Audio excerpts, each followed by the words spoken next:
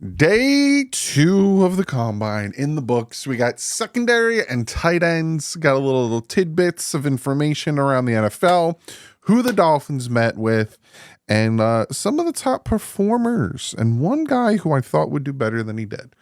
So let's jump into this.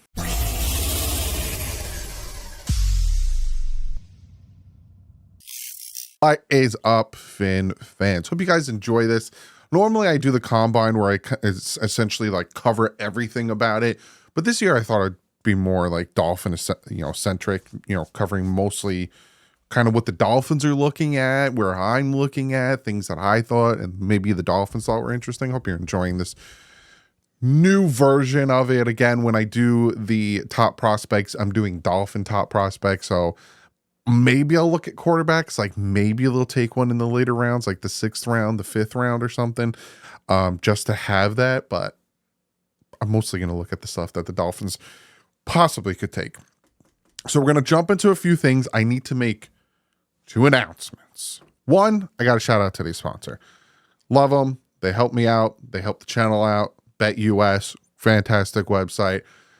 Let them explain themselves. BetUS, America's favorite sportsbook and casino. Live betting and racebook. We're celebrating 30 years with a historic offer. A 125% sign-up bonus on your first 3 deposits. Plus 10% gambler's insurance. Get started today. BetUS, where the game begins. And as you can see here, BetUS, fantastic site. If you're more just on the football side of things, they have, the draft positions. They have most valuable. You can just go into next year's stuff. They have the NCAA, they have college, they have basketball, football, all that great stuff. And it's very easy. You just select something like draft position. We'll do the draft. You hit display, selected, and then boom. Number 1, select a quarterback. You can come here. Non-quarterback selected. And a lot of people think that it's going to be Marvin Harrison Jr., negative 650. A lot of people think, where is he? Non-selected, like Malik Nabers or the pass rusher, linebacker. These guys are on the bottom. So like if all of a sudden they are the possible 3rd pick, you win a ton of dinero. So go check them out. BetUS. Click the link in the description. Like I said, like they said, 125% on your first 3 deposits. Great site. And thank you so much for sponsoring the video, not only through the season, but now through the off season. Also, Patreon, to my patrons, love ya. I got a new series going on over there. Go check it out. New video is already up. I did it last night. Go over, check it out. It's a new series I got going on over there for you guys. So to my patrons, go over, check it out one more time. Go over, check it out. Now let's jump into this. Now, some around the NFL news, there was 2 releases that happened yesterday. J.C. Jackson was released from the New England Patriots, which I thought was very interesting. J.C. Jackson bounced all over the place. All over the place. And now he's a free agent yet again. Little insider information, something you might get over on the Patreon if you're over there and you're following. The Dolphins at one time, after the 2021 season, when J.C. Jackson was a free agent and he was ready and he eventually signed with the Chargers, they were going to bring him in. They were going to have Byron go, leave, and then bring J.C. Jackson in to pair him with Xavier Howard. But the whole Byron situation happened and they couldn't do it. And then he ended up going with the Chargers. But he's a free agent. Now, in 2020, he had 9 interceptions. In 2021, he had 8 interceptions. And then he fell off with the Chargers. And then last year was with the Chargers. And then he was with New England. Would I be upset if the Dolphins knocked on his door and see what it would cost? Not at all. He's still a viable corner. Maybe they can turn him around after his 2 bad last seasons. Also, Kevin Byard of the Eagles was released. Both of these guys were released because of cap space stuff. You're going to start seeing that now next Wednesday. And then Doug Lingo, I don't know if everyone's like that. If I'm talking the Wednesday coming up, which is the 6th, I would say this Wednesday, because it's this Wednesday. So next Wednesday, the 13th, all these teams have to get under the cap. So, the Dolphins still have a lot of moves to make. So you're going to see a lot more cuts, a lot more restructuring, all that stuff, especially because the 11th, which is next Monday, it's tampering happens. So a lot of news is going to happen there. So give you a little tidbit of information around the NFL with those two releases as well. Now, the Dolphins met with two players yesterday in, I'm going to butcher his name, Enos.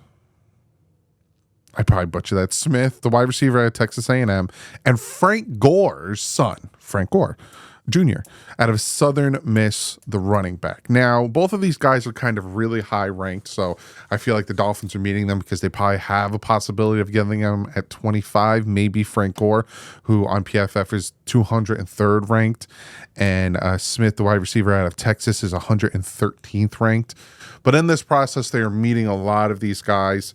It's very interesting, and the more I'm watching the combine and the more I'm starting to get into my role as, you know, with the draft coming up, I'm starting to like write down names of guys I like, and I'm like, all right, because a lot of times, and I'll talk more about this after free agency, like I said, if you go back and check in the community tab, I give you guys like a schedule of what's going on the channel. I'm going to do the free agency up until like the 2nd, so it's the 13th, maybe up until like the 24th, that Friday after free agency, and then boom, we're going to kick it right into the draft, and I'm going to start covering a ton of draft. You know, we're going to look at the last draft, the 3 years ago draft, see where that's at, prospects, what the Dolphins might be doing, mock drafts, all that stuff.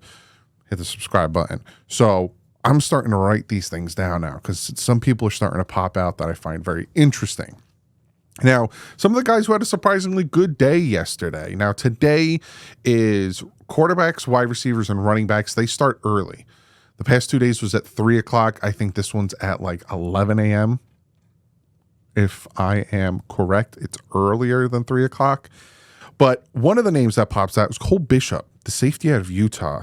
He had a 39-inch vert, and he ran a 4.45 40. He's a really great tackler. He had a big day. Now, he is, again, PFF ranks him kind of low, 135.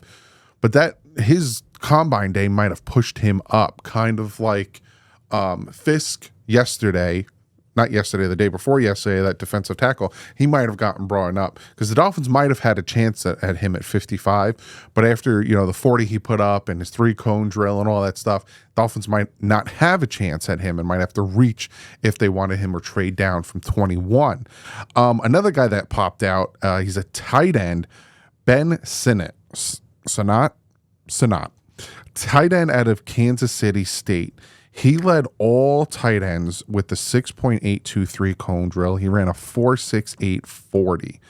And he is the 129th ranked, and I think he was the 3rd or 4th ranked tight end on PFF. And I'm writing his name down. Now, yeah, he is the 4th ranked tight end on PFF. He got an 82 PFF grade, 6th tight end last year in college. I'm writing his name down because I really like what I saw out of him today.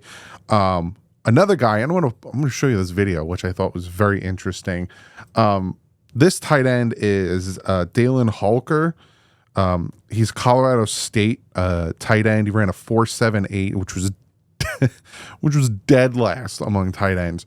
But in this clip, he thought the drill was over. Now, there's the drill you're going to see is when they kind of run across the field. So from sideline to sideline, they catch a ball, drop it, catch a ball, drop it, catch a ball, drop it. He thought, and you catch the last ball and you run through.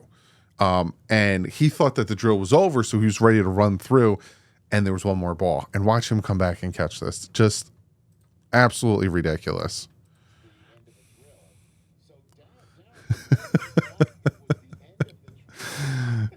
Like, how funny is that?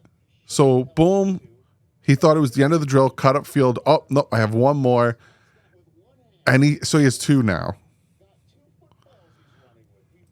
And that interested. I was like, all right, my man. All right. Now, he was ranked 151. He is, according to PFF, the 5th ranked tight end. Didn't do as good as Sanat last year, but hey, if he's there in the 5th, I wouldn't be upset with that. One guy who kind of fell off a little bit was Sanders, the tight end out of Texas. He ran a 4.69 40, which was 9th among the tight ends, a little bit slower than people wanted him to run or expected him to run. Now, he is the 2nd ranked tight end, and he'll probably go in the 2nd round. Brock Bowers is going in the 1st round, probably top 15 pick. Sanders, I thought could have been a possibility at 21 if the offensive linemen are gone. Again, these are things that I'm going to be talking about at the end of March into April. Who's where, trade downs, all that stuff.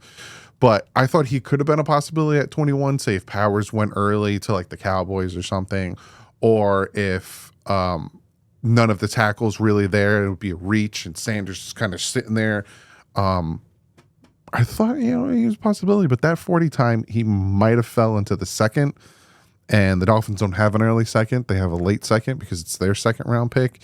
But again, I'll be talking about this in end of March, April.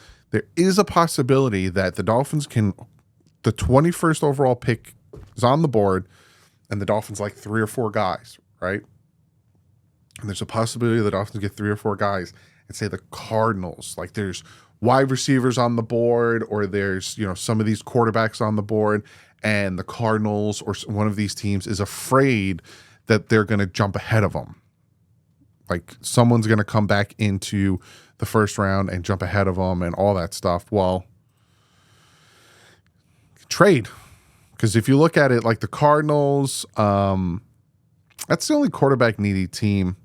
Maybe Tampa would be interested in trading back up, and the Cardinals have the 35th pick. So if the Dolphins can somehow pull something off, that would be amazing. Dropping back from 21 to 27, so you're going back 6 spots. My brain. And even if they don't want to give up that 35th pick, get the 66th pick. Get a 3rd rounder, an early 3rd rounder.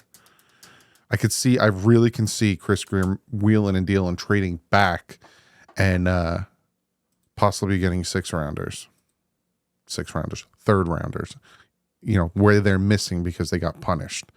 But that's kind of what I got for you guys today. I wanted to give you guys a little bit of an update on the NFL, give you an update on who the Dolphins met with, kind of who jumped out at me. There was a lot of guys. Like if you go on, I didn't look at the 40 times. I apologize for that. That's on me for not looking at the 40 times and looking at this stuff. Again, you go to NFL.com, you click on live results. The fastest tight end was Devin Culp, ran a 4.47. Then Theo Johnson ran a 4.57. Tanner McLaughlin, 4.61. Brock Bowers did not do anything. Like, I'm not knocking him, but he didn't run a 40 or anything. You got corners. Nate Wiggins ran a 4.28, and then I think he pulled his groin after running a 4.28. But look at the cornerback speed here. Mitchell from Toledo ran a 4.33. Richardson from Mississippi State ran a 4.34. Pritchett ran a 4.36 out of Auburn. Jones from Florida State a 4.38, 4.38, 4.39. Like, these guys are fast. And then you look at the safeties. Demerson, Texas Tech, a 4.41. See, like, these guys aren't. See here, Cole Bishop that I was talking to you guys about ran a 4.45. Simpson 4.45. Tyree Smith 4.46. Bullock 4.48. Bullard 4.47. I think Bullard and their safeties. I think Bullard is the number 1. No, Bullard is the number 2. Tyler Nubin. Nubin. I don't think he ran. No, I don't think he ran. Because there's no way he'd be down this far. But Bullard ran a 4.47. This is what I do too. Like, if you guys a little non-combine-esque, you go to PFF and you go to free agency ranking, you can see, and I'm going to be doing this because I'm going to tell you guys who I would like the Dolphins to target. You could see, what their estimated cap hit would be and all that stuff. But that's what I got for you guys. Comment below so we got the quarterbacks, the wide receivers, and the running backs tonight. So you'll get that recap tomorrow, kind of how I'm doing the next day. Comment below if you'd like me to cover it a little differently. If you want me to be more specific on certain players, kind of cover the 40s more, and then maybe the bench presses. If you guys are interested in other things, let me know and I'll do it for the next video. And to the Patreons, go check out the new video, the new series over on Patreon. Members, you are going to get a new series and everything as well. Appreciate the both of you, groups of great individuals. But other than that, I'll see you guys tomorrow. But like usual, stay classy. Fins out.